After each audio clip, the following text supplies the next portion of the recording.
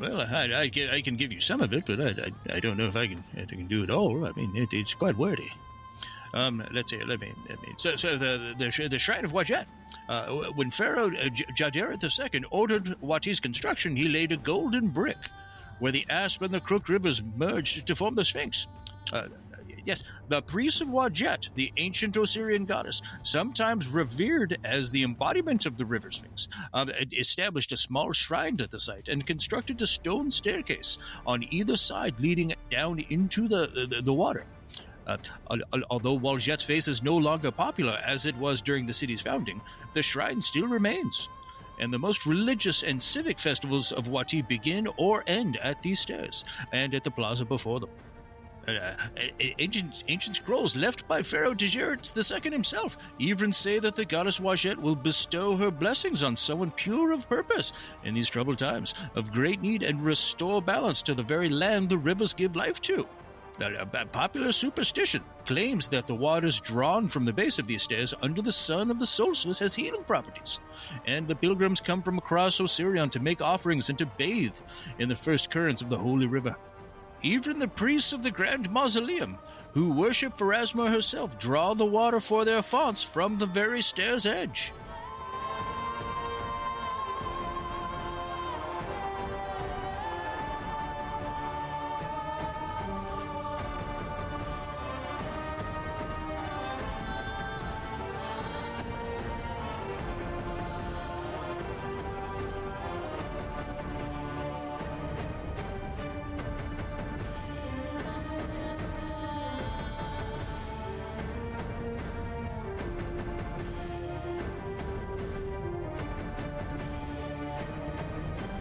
Hello everyone, and welcome to the Man From Osirion, Mummy's Mask.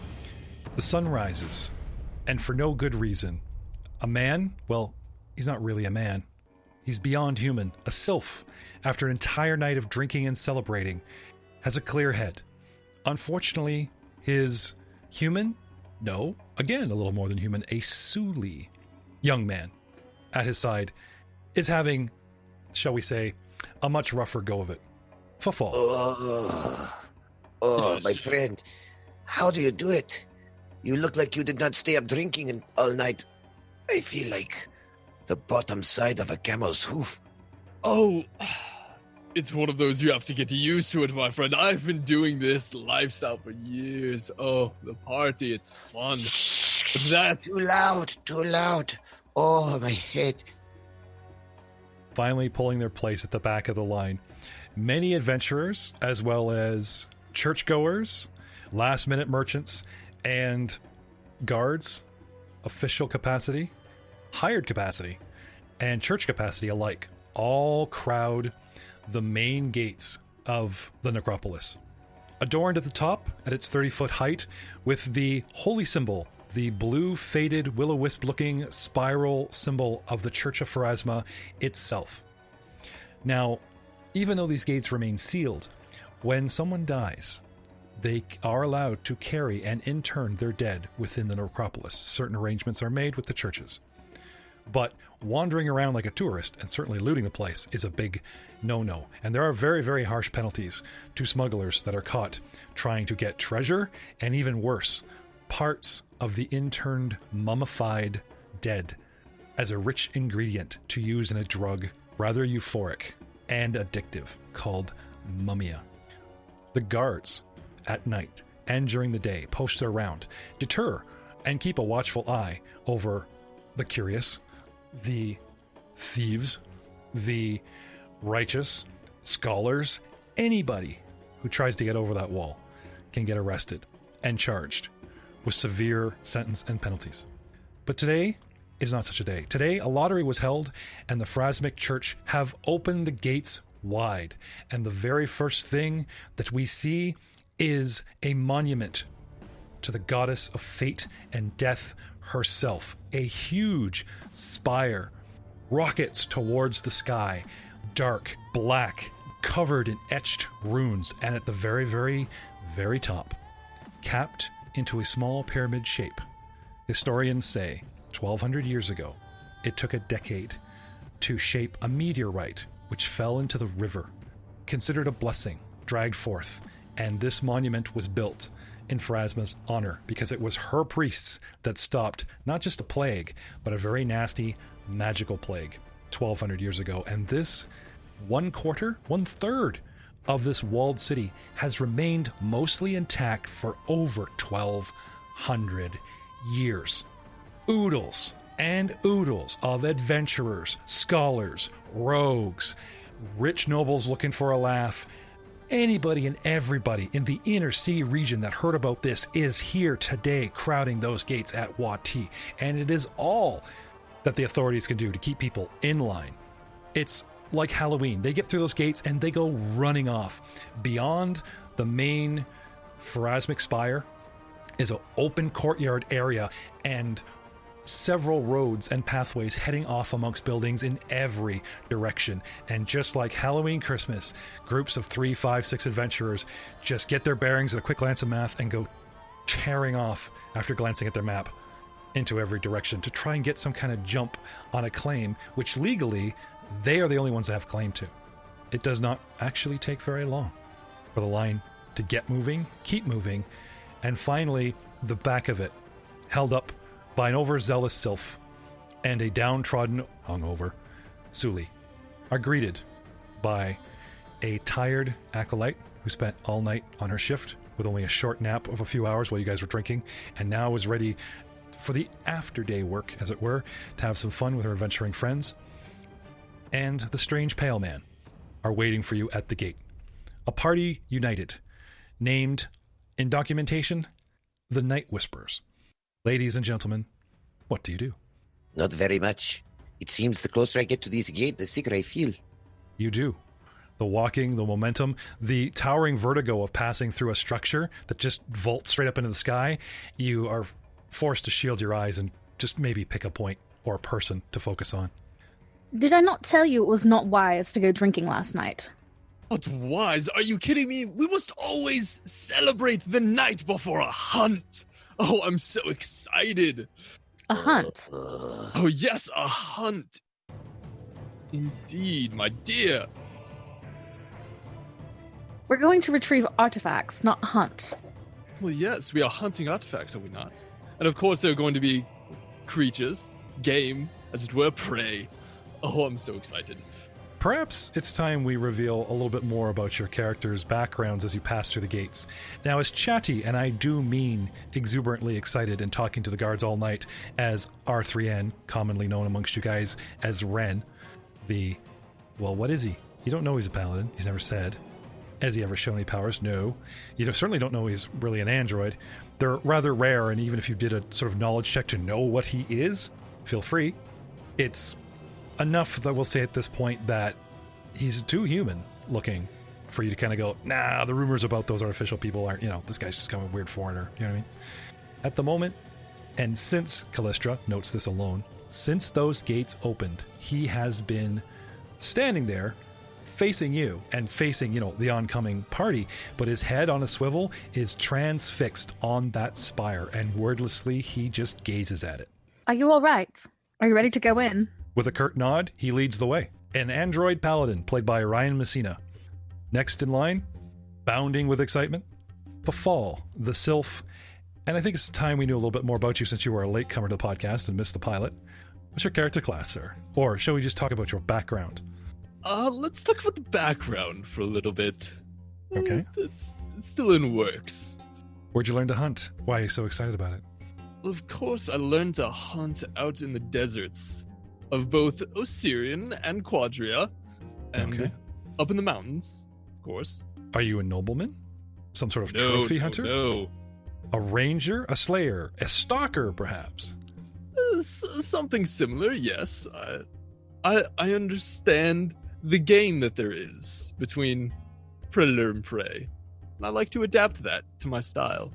Seems a bit odd match with your bubbly personality, but I suppose depending on your disposition, a job's a job, or your training is what you'd learned to do in your past. But I suppose we'll delve into that a little bit more. We have covered quite a bit, skipping a gap, of Vex. Well, I spent my youth living on the streets of this wonderful town of Wati. And then a certain incident had you sort of skip town and head to the capital, Sothis. I don't know if it was a dream or if it really happened, but I left. With, shall we say, new enlightenment towards the Church of Pharasma? Yes, very much, very much. If it wasn't for them, I would surely be dead. You weren't a The lady believer. herself favored me. And if you weren't a believer then, you certainly are now. Absolutely. How old were you then? Oh, I was barely a boy. Only 9 or 10 years old. And Callistra. We've also talked about your emerging from a pyramid, from the Underdark, as it's more commonly known in D&D circles, but I believe they call it here in Pathfinder Galorian. Anyone? It depends on what part. The Underdark in you want general. to- There's another term for it. It's not Underdark. I'm asking, honestly. Spent too many years in Forgotten Realms. I don't know, man. No? I believe those are called the Shadowlands. Yes, areas that are dark and deep. Darker still than any alley you may have traversed before. Oh, so dark that it stings the very souls of those who trespass across it. Yes, take that one and think. Thank you, Master Arif. But we'll get back to our narrator and possible cameo character sooner than you'd think. Callistra, passing through the gates, we'd called you Acolyte, but could you tell us a little bit more about your race and class? Or your background, to hint at it at least, as some of our, shall we say, more aloof players have done? So, I grew up in a place far different than where we currently are. The surface? I grew up in a very ruthless sort of place to grow up. I don't think any gamer my age has not read the entire Dristis, Druid and Surtees and knows Mezabranzan or whatever. But my understanding is the Galorian world, I wouldn't say it's less ruthless, but it is a little bit more forgiving as far as an exile, or for someone like yourself who just kind of went, nope, not for me. Is that right? So she is from Zernakanen, which is the home of Drow nobility. And leaving is cause for death. Would you care to disclose with us right now, are you a Drow noble yourself? Do you have the feats to back it up? She does. Ooh. And does the church know about your vaulted heritage? They know that she has abilities that most people do not have. She has not shared all of that with them. And are you currently on the run? Does your house, your family, your city, or a religious order of the Drow worship, shall we say, hold a certain disdain for you and hunt you at this time? Yes. Ah, so you're in hiding. So not only wrapped up in disguise so the humans don't gawk at you, but you're sort of under an assumed name? She's changed her first name. She kept her last name. Dangerous. Pride be the end of you. And I believe a quick history lesson revisiting the first episode was wandering priestesses and priests of Wadjet discovered you at the riverbank and brought you to the closest city. Was Anu was the closest city. And I believe, again, an encounter with the clergy of Pharasma, or perhaps the city having several religions, and you having a chance to sort of embrace and study a couple of them, and then finally deciding yourself, or deciding your own fate, as it were, on the Church of Pharasma. But you didn't join the priesthood. You joined a particular order called the Voices of the Spire, which are the military arm of the priesthood, and became a paladin. Is that correct? Indeed. And how many years, you believe, a couple episodes ago, you said 3 years you've served when someone asked you, to lighten up and come party. And you mentioned about your duty is served for 3 years. Have you actually been in the order and a paladin for these past 3 years? Yes, I've successfully hidden for the past 3 years. So it's been 3 years since you surfaced, and you managed to join the order, learn your character class, and be adopted all within those 3 years. Yes. So active service is probably a little shorter than 3. And now that you're in full swing, working your way up the food chain, putting up with prejudice, disdain, and there's actually, unbeknownst to everyone else, but known to you, so we can say this out loud, there's a bit of a rivalry between the Voices of the Spire and its motherhood priestess. The young priestess, Septi the Crocodile herself, some people don't think she fits the position. She's too young. She's too powerful, too fast. It should go to somebody else. But we'll get back to that. 1, 2, 3, 4 little party members. Didn't pick their name. Their name was given to them. The Night Whispers. Bottom of the barrel. Back of the line. last to register, all enter the gates. And because of that, you guys, well, not just because Vex is hungover, kind of were like one of the last tickets. Before you, a few steps in, guards, they leave the gates open, but they are twofold thick. 8 men across, 16 men, spears and shield, guard. But they do leave the door open, ajar, as it were, but not completely wide in case some dead gets stirred up. You know what I mean? They've got one door closed after everybody gets in there, and one door kind of ajar, and then they double-side the guards.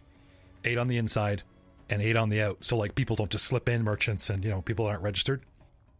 And the towers are 4 man per tower instead of the regular 1 or 2 during the day shift because of the lottery. And then there's the wandering priests. There's actually small contingents of dispatched guard and clergy backup just wandering around to make sure that these adventurers don't get a little overzealous and remember the 3 rules. But after a little homage, some prayer, maybe even the odd archaeologist coming up and taking a charcoal rubbing of the Pharasmic spire, it remains at this point, finally, mostly abandoned. We stand in the open courtyard. Who has the map? Oh, that would be I. Pulling the map from your pocket, trying to make heads or tails? Can I have an intelligence check, please? Sure, of course you can. Denoting the gate, the spire as sort of a first marker, turning the page around in real time versus your facing. 14. Yes, you believe you get your bearings? Well, off this way, gentlemen and lady. Of course, I will never forget you. Tally-ho! You could have just asked me which way to go. Yes, but where would be the fun in that? It would be much quicker. Vex, can I have a fortitude save? While standing here, the queasiness, the sun not moving, the excitement inside, as you said, it's starting to intensify as you linger inside the gate. It's getting far worse. I got a 5. While the two of you are squabbling over the map, Vex, a couple feet away, plants his hands and his face in the dirt and begins to vomit violently. I don't know what's come over me. Too much drinking last night, I think.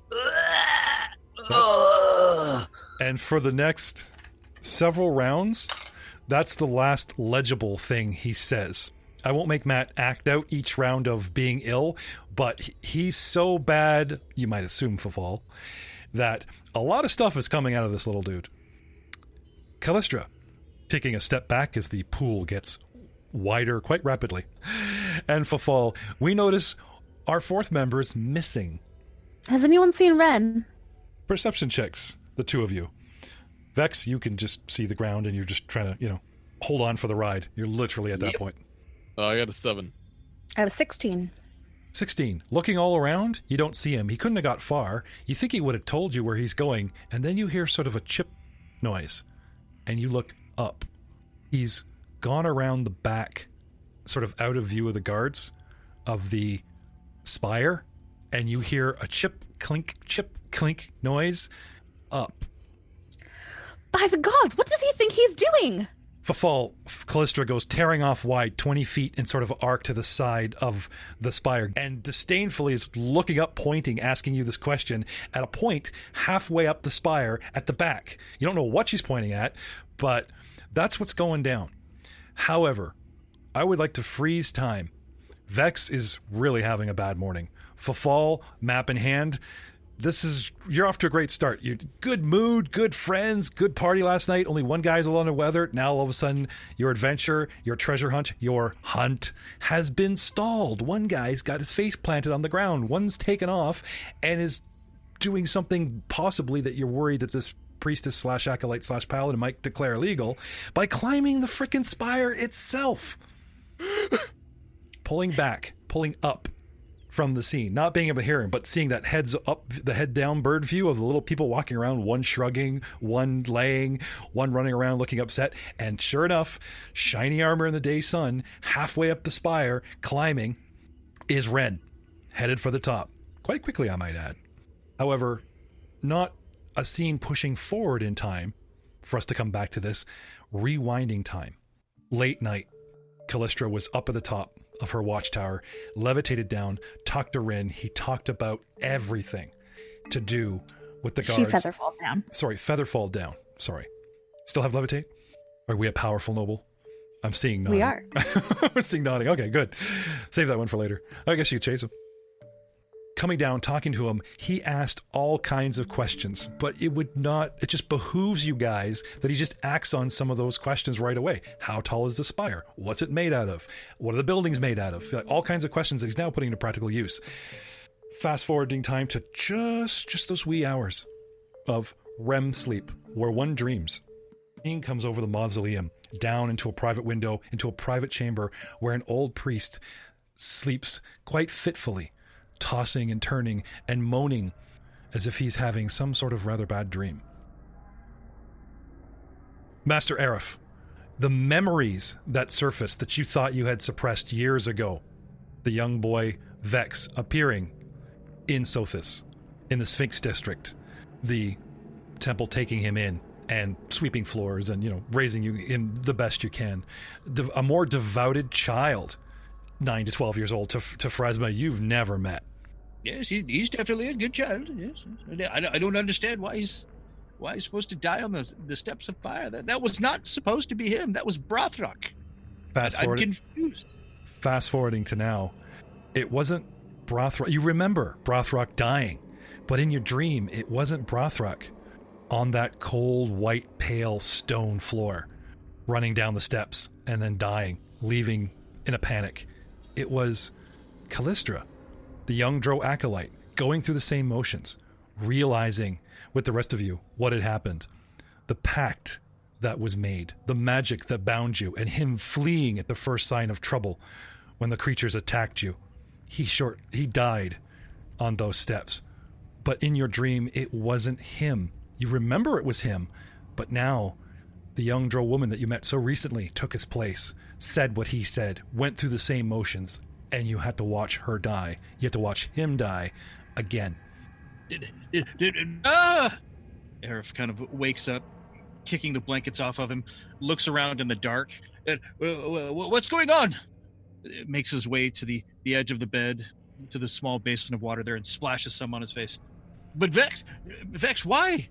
No, she dies on the steps of fire. No, not here. Something's not right. She's not supposed to be there. That was years ago. Arif looks around confused. Why is this happening? I can still sense them, as if our connection lingers still. Pharasma, I think I understand. Things on the table.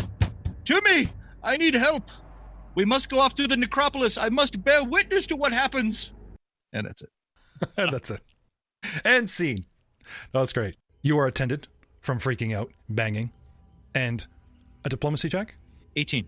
To convince whoever's left in the temple to get your butt to those gates as quickly as possible. Callistra, Fafal. One of your companions is ill. One of your companions technically isn't doing something wrong, but is kind of doing something that just, not exactly right. Luckily, they believe the ravings of an old man. They put a party together, and you are quickly escorted. Take you a couple minutes to get there. They claim the gates have just opened. The parties have been let in. It is first light.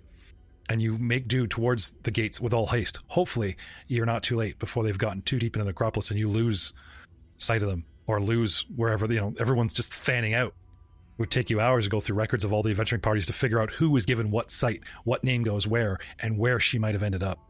You must hurry. Fafal, Callistra. One man's up, one man's down. What are you guys doing? I will walk over to Vex and start kind of patting him on the back, rubbing his back. Hold the hair back. I actually don't know if Vex has long hair or not. No, he does not. Okay. And I will actually use one of my racial abilities. Oh, what's that? Yes, it is called Breeze Kissed. So, sorry.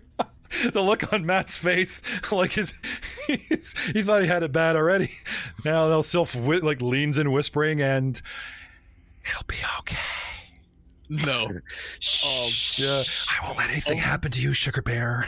What's going on here, dude? Sorry, please explain. So, breezes seem to follow most sylphs wherever they go, but some sylphs are better able to control these winds than others. A sylph with this racial trait surrounds himself with swirling winds, gaining a +2 racial bonus to AC against non-magical range attacks. Okay. Sylph can common renew these winds as swift action. So I want to provide kind of a nice breeze to him. Okay, or at least, deflecting the projectile vomit coming your way. It just kind of gets deflected by it. A little bit of A, a little bit of B. No. Okay. This is the same stuff you pulled back at Princess Eutropia in the future. You open the doors and try to kick up some ash and smoke during... A little bit. A little bit, okay. So that was a lot more harsh. This is just bringing the wind more to him. So it's a different ability? No, it's the same ability, just... I have it naturally around me, so I'm just bringing it to him. I gotcha. So. The sort of unseen mini vortex, the hair and the cloak does a really cool wafting, and it might deflect some arrows. Alter the path enough that it gives you a +2 deflection bonus. Yes. Whereas I can activate it to make a trip maneuver. Okay. You place your hand on him, you get close, and he's burning up like he has a fever, and he's sweating, and he, hopefully appreciates the cool breeze. That's very nice of you. So, manning the man down, probably responsible for all the drinking. Callistra, since you were a little bit more focused on Ren, what are you doing? I'm going to levitate up to him. Okay. So, at this point, I'll do a couple of climb checks here in his absence. He, in his banded mail, okay, like this is medium, like the heavy side of medium armor, okay? And you get up to where he is, and you see that maybe you didn't see them slip on gloves or whatever, but there are claws in between his gauntlets. Like he's got a climbing kit made of very similar material to his armor, giving him bonuses to climb. And he's also using something. He's got like a block on one glove, and he pulls a piton like from his belt and drives it into the stone, defacing, cracking the spire itself, and then loops a very thin rope around it, and then uses the climbing claws to get a little higher, and then maybe puts a toe on that piton and repeats this process. Not only is he doing it like an expert, he's technically defacing the spire. So he's damaging it. Yes. Now he is trying to be nice, like he is looking for natural cracks, but then again, that's more of convenient. Like if you put a piton in a crack and make the crack bigger and hold the piton in there, he drives it in quicker, and the fact that he's smacking it with this block on his hand as opposed to a hammer, and these very shiny, very slim, not the big iron crafted pitons that you'd get at the market, very, very slim needle-like shafts that he's driving into the stone, penetrate quite easily, or the man is immensely strong. And he's ignoring you. Like you come up there, you levitate. Most people would freak out that you're a wizard or something as well. To see the woman in armor with the big sword levitate. Takes absolutely no notice of you, does not even acknowledge you there, and does not answer your question. Just continues to scale rapidly. What do you do? Get down now. Okay. Do you block his path? Yeah, I'll levitate directly over his head. Okay. Did you levitate like under him to catch him? Or did you I kind of pictured you kind of like a step to the side. I kind of went parallel to him. Yeah, you're kind of like a 5-foot step to the side and popped up beside him. Okay. Mm-hmm. So levitate is strictly up and down. So you need to sort of either grab the spire or grab him or lasso, to maneuver yourself. You go up a little higher, try to pull yourself in and over. So can I have an actual climb check? Yeah. You don't really have any danger of falling because you're literally suspended in the air, but you need some sort of acrobatic or climb to sort of, maneuver the way you wish. It's not hard. That is a 15. I want you to imagine yourself floating in a dinghy on your knees at the end of a dock, and you've grabbed the dock, and your knees are in the dinghy bobbing in the water, and you're using the dock to pull you and the dinghy over. You know what I mean? You're not worried about falling in the water or sinking or anything, but there is that sort of maneuvering an immovable object to have you rotate around. That's the kind of strength and sensation we're going for here. It's the closest thing I could compare it to, even though you're kind of weightless and, you know what I mean? So it's easier, DC like 5 or 10. 12, shift yourself over, pop yourself up, and block his path. He stops. He looks up at you. He reaches in his belt, and he pulls out a box. And this box is making an angry buzzing noise. And he pulls it out, looks at it, and then just starts holding it up in the air, like he's waving it around. First you think he's trying to show you something, and he kind of holds it up towards you, then holds it out one direction, and then holds it another direction, and it buzzes and gets a little bit more staticky and angry, and then he looks at you and nods. and starts climbing down. It'll take him a little bit. You could get down much faster. Fafal, little breeze, make him feel better. Dude's 4 rounds in, okay? He's emptied his stomach, and luckily you don't see any blood.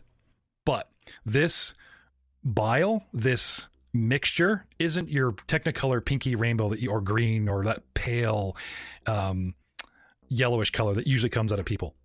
It's got a very dark brown, almost black ichor texture to it. It seems thicker than regular bile. And he's so sick, his hands are like it's spread out in front of him to like a decent 3 or 4 foot pool. His hands are in it. And it's only now that you notice that this stuff is actually like engulfing him. It's coming up his hands. And at first you thought he was just mucking around and you know what I mean, making a mess. But you actually see this liquid clinging to his hands and fingers and working its way up his forearms. You're quite surprised. At that point, I'm going to grab him by the back of the shirt and yank him away from the pool. Okay. Can I have a strength check, please? Or a grapple check, Let's do grapple. Vex is considered grappled at this point. Natural 20. Okay. For a 20. Freaking out, putting a arm around his waist and just pulling back with all your weight, you manage to pull him out of the stuff, though his hands and forearms are still covered in bile. Is it still like climbing up? Yes. Okay. Water skin is out. Okay. And I'm starting to pour water on it. Okay. He himself is absolutely delirious. Like when you right him, he's standing. He's a bit wobbly. He's there enough to like stand up, but his eyes are rolling around. He's very woozy and dizzy. He's not saying anything. He really looks like a lot has been kind of taken out of him, that he's very, very ill. You start trying to wash the stuff off. It does come off. You wash the bile using precious, precious water, your entire water skin. Well, there's today or half of today. Good luck you have multiple, but you know what I'm saying? Precious resource water today, dumping it all over his arms, trying to hold him up at the same time, and you wash the bile off of his arms. Perhaps this stuff is acidic because you notice 2 things. One, that under the bile, there is still that very thin, brownish black, ichor tar-like substance.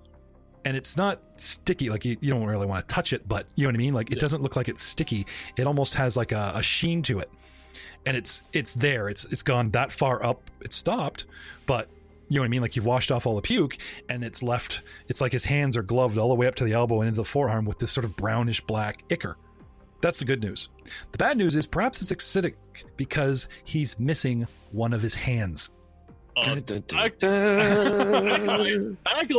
We got a problem here. Callistra, Ren seems to be obeying you, though he's being a bit of a dick and not really talking to you and acting like a man that's driven or possessed, climbing up at a crazy inhuman speed, pulls out something that makes a lot of noise and decides finally he'll obey you and starts getting down.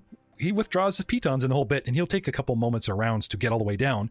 And then Fafal starts desperately calling for your help. You look over, and way down the bottom, standing a little bit back from the pile of vomit, is Fafal kind of propping up Vex, and Vex is just kind of, ragdolling it. Like he's not really leaning on Fafal for support, but, he's really out of it, wobbling around and flailing. And what do?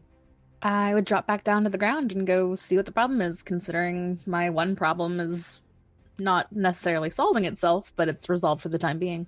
Okay. How fast can you descend? 20 feet around? It is... So we got a 60-foot spire. I was 30-ish feet up, and then I got a double move, 5 foot each move. So it's going to take me about 3 or 4 rounds to come down, minus a round. So let's say Ren hits the ground in 3 rounds, and you can come all the way down in like 1.5. Yep, 20 feet each round. Okay.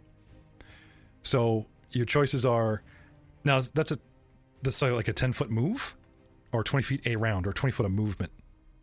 You can mentally direct the recipient to move up or down as much as 20 feet each round. Doing so is a move action.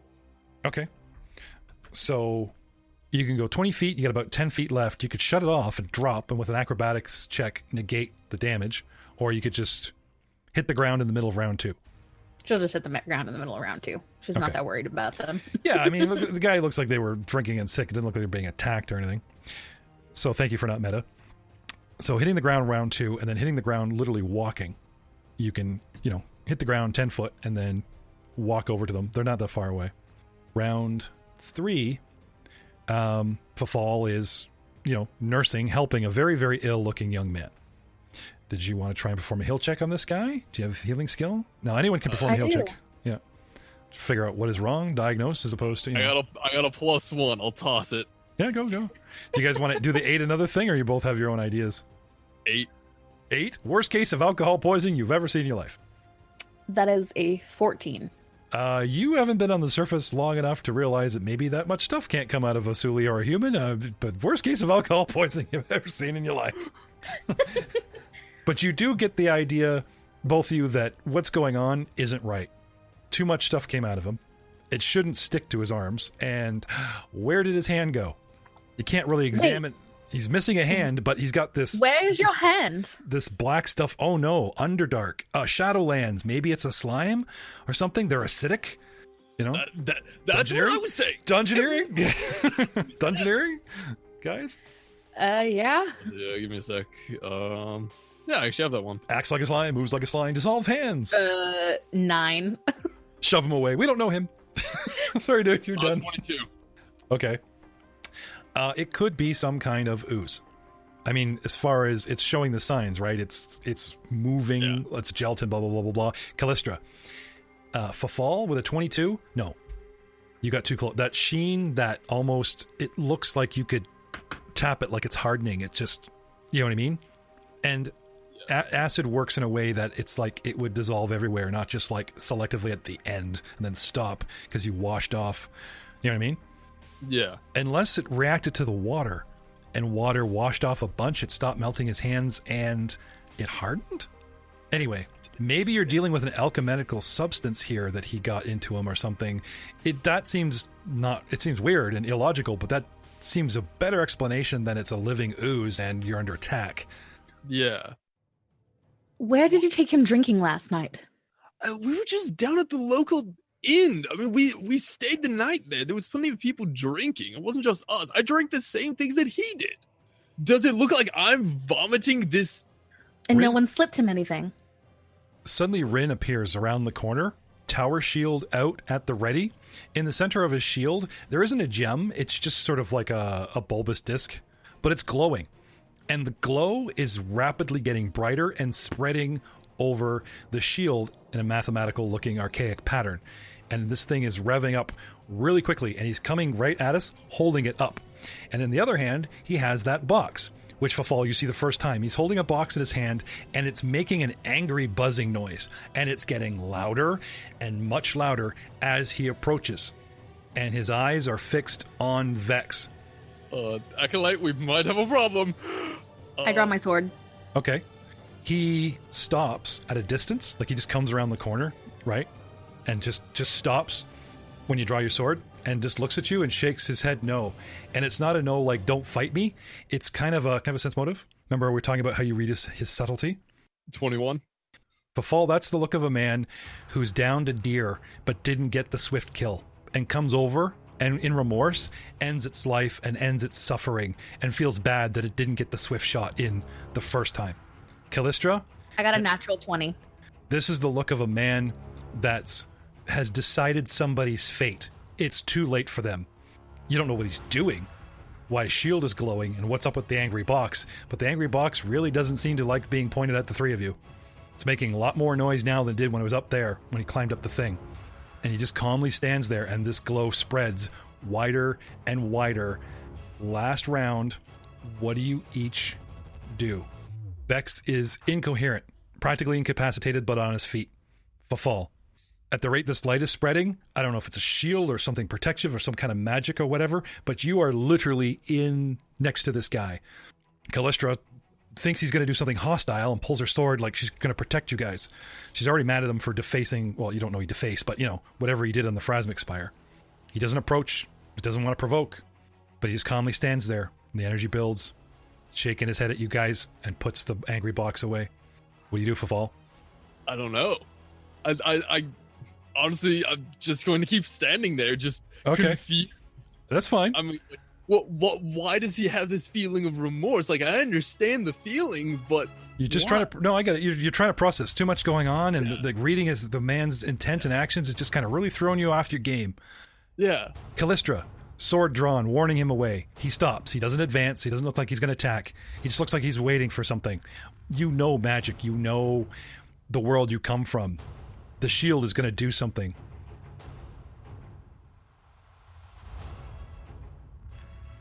The scene pulls up. It's first thing in the morning, last party in, and we never even got to where we're supposed to go. Complete chaos within the party ensues. 2 men down, another interceding. Both are needing medical attention, and we are a mere stone's throw from the gate. I think this place is cursed. And we'll see you next time on The Man from Osirion, The Mummy's Mask.